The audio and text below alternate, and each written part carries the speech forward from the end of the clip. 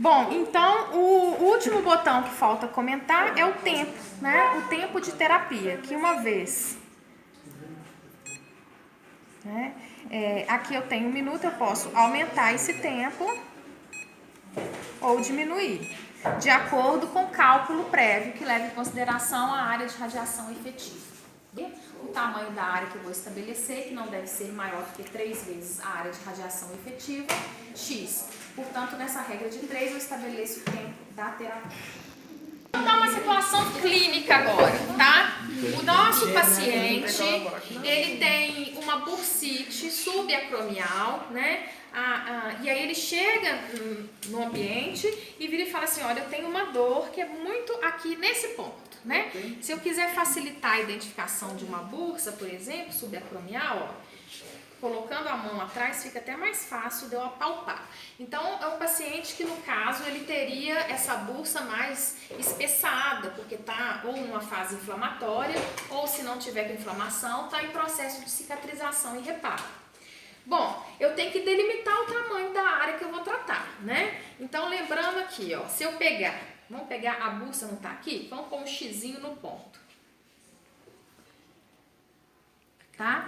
Cara de Bruno pro vídeo. Depois tem que tomar banho. Bom, então, se eu colocar aqui, ó, um raio de 2 centímetros, ó, 2 centímetros, aqui eu tenho outro raio, aqui eu tenho mais 2 centímetros, tá? Então, eu delimitei o quê? Um raio de 2 centímetros, ok? Vamos delimitar aqui também, pra gente fazer, aqui, ó, mais 2 aqui, 2 centímetros, 2 centímetros, ó.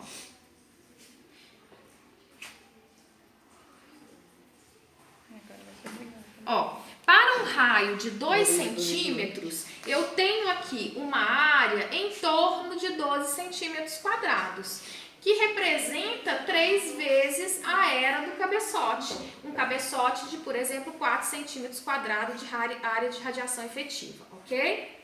Então, tá vendo que é uma área pequena, né? Se eu pegar o cabeçote, só pra gente ter uma noção, ó, é um pouquinho a mais do que o tamanho da área total do cabeçote, tá? Portanto, na hora que eu realizar a técnica, que necessariamente eu tenho que colocar algo que permita a passagem do feixe sonoro, né, da onda sonora para o tecido, então eu vou usar o gel, né? Então eu preencho o cabeçote com um quantitativo de gel suficiente, né? Não é exagero, mas ele tem que completar todo o cabeçote, né? Então, sem ligar o aparelho, só pra gente reproduzir a técnica, então o cabeçote, ele tem que ficar o tempo todo em contato com a área, eu tenho que fazer uma pressão, ele não pode sair do contato, e os movimentos realizados são movimentos, ó, circulares. Eu posso até fazer algo longitudinal, mas eu preciso fazer algo com um movimento, eu não posso manter esse cabeçote parado para não ocorrer pontos quentes, né, que é a associação de duas ondas de feixe sonoro. Então, eu mantenho o movimento acontecendo enquanto aplicar o ultrassom, ok? Então, vai ser isso que nós vamos fazer. Bom, vou segurar aqui, vou manter. Vamos dar uma condição clínica agora, né? Então, suponhamos que ele esteja com essa bursa e ela está inflamada, né? Ela está numa fase inflamatória. Eu tenho que minimizar esse efeito térmico, não tem? Bom, para minimizar o efeito térmico, tem que chegar na bursa, que é o tecido alvo do tratamento, menos que 0,2. Menos que 0,2, né? Para chegar a menos que 0,2, eu tenho que ter uma ideia de profundidade do tecido que está recebendo inicial até a bursa, né? Suponhamos que a bursa dele esteja, vamos colocar, a 2 centímetros de profundidade, né? Bom, então, se eu colocar a 2 centímetros de profundidade e lembrar que vai atenuando essa onda, então, mais ou menos 50% eu vou tendo de atenuação à medida que vai passando para o tecido, né? Então, eu tenho que fazer o cálculo, eu vou partir qual que é a frequência, se é um tecido mais profundo, vamos colocar os parâmetros aqui. O que vocês acham? Frequência de 1 ou de 3 MHz? É um tecido mais profundo. 2 centímetros é considerado profundo. Profundo. Mais do que 1 centímetro já é profundo, tá? Então, até 1 centímetro eu considero superficial. A mais do que 1 centímetro eu considero profundo, tá? Então, uma bursa é uma estrutura profunda. Portanto, eu tenho que usar uma frequência que seja mais divergente para que a onda penetre. Então, eu seleciono aqui 1 MHz, tá? Esse parâmetro estabelecido, gente, eu não mexo mais, tá? Ele não influencia mais em nada a não ser a profundidade, ok?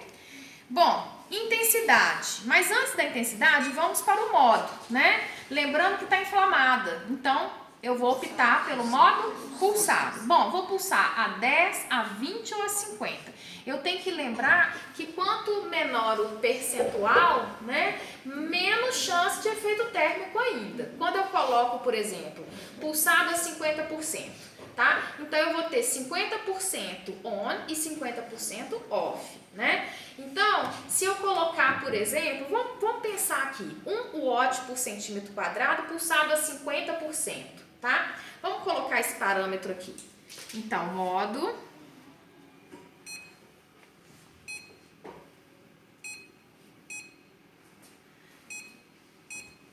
Ó, pulsado a 50%, tá? Então, se eu colocar uma intensidade, vamos colocar uma intensidade de 1 aqui, só pra gente fazer o cálculo. Se eu coloco uma intensidade de 1 e essa bursa tá a 2 centímetros de profundidade, né? Então, eu vou ter um modo pulsado, onde eu vou ter aqui, né, no tecido mais superficial, uma potência média de quanto? De 50%, que é 0,5, não é isso? Tá, mas no primeiro centímetro de profundidade atenua 50%. Então, eu já vou ter a metade disso, que é 0,25. Lá na bursa, que encontra mais ou menos 2 centímetros de profundidade, eu vou ter a metade de 0,25, né? Que vai dar mais ou menos 0,15, né? Menos do que isso. 0,125 watt por centímetro quadrado. Tá vendo que é uma dose bem menor do que 0,2, portanto a chance de ter efeito térmico, isso ser lesivo por estar numa fase inflamatória, não existe. Então é uma prescrição adequada, poderia colocar dessa forma. E o último parâmetro que eu estabeleço, que é o tempo da terapia, o que eu tenho que pensar? A regra mais ou menos geral é 2 minutos para 1h30, né? Então, a gente sabe que a era é de 4 e eu delimitei uma área de 12 centímetros quadrados, portanto, eu vou ter 4 minutos aqui que eu tenho que colocar de tempo. Então, vamos por 4. Tá vendo que todos os parâmetros foram estabelecidos? Agora, eu vou dar o start, mas antes do start... né? Eu posiciono meu paciente em uma posição confortável, de preferência encostado.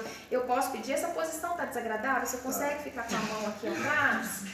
Bom, se ele não conseguir, eu deixo o braço relaxado, coloco, por exemplo, algo que ele apoie, né? Então, eu vou dar o start. Eu vou tratar o local.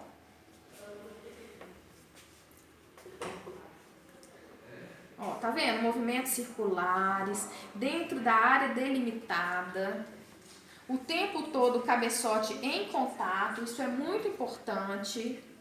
Eu tenho que manter também esses movimentos, né, numa velocidade mais ou menos fixa. Eu não posso fazer nem muito rápido e nem manter isso parado, né? Alguma percepção? Mas começou, acho que ficou um pouquinho quente, desde quando começou mesmo. E agora? Tá tranquilo, né? Porque, na verdade, ele não tem que ter relato de efeito térmico. Eu tô minimizando esse efeito térmico, tá?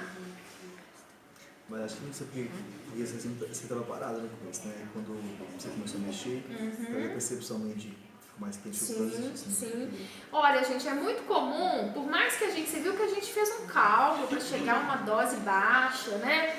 Mas, suponhamos que ele esteja numa fase inflamatória importante, durante a conduta, o paciente relata, eu estou sentindo que está aumentando, está latejando, por mais que não tenha efeito térmico, né, alguma coisa tem, né, menos que 0,2 no tecido, mas tem uma potência que pode causar movimento, sim, de moléculas e gerar calor, né? Então, o que é importante? Se ele der esse retorno, você interrompe, desliga e faça um novo cálculo, tá? Por isso que eu falei que, às vezes, numa fase inflamatória, é comum a gente, por exemplo, se quiser usar um gelo antes, a crioterapia, para deixar o tecido mais denso, né? Isso vai, inclusive, facilitar a passagem do feixe acústico para os tecidos e vai minimizar ainda mais qualquer calor que possa ser gerado durante a execução do recurso, tá?